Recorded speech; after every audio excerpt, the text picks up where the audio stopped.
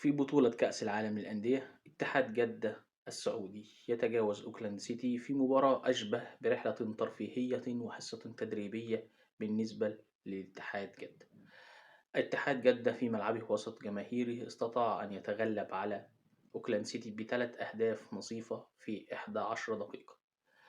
مباراة في غاية السهولة بالنسبة للاتحاد، وفي كانت بأشبه حفلة وداع بالنسبة لجمهور أوكلاند سيتي، الفريق الذي أكثر مشاركة في البطولة وأكثر توديعا للبطولة من المباراة الأولى. اتحاد جدة يضرب موعدا مع الأهلي المصري، مباراة لن تكون بالسهلة، والأهلي المصري لن يكون بالضيف السهل.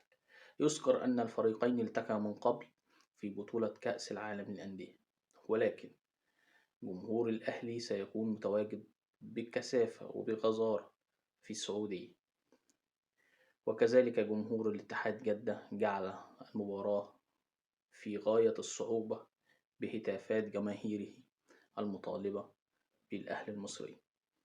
المباراة ستكون صعبة وأيضا ستكون مثيرة. أصدقاء حجازي في مواجهة أصدقاء كهرباء، ترى من سيتأهل للدور قبل النهائي؟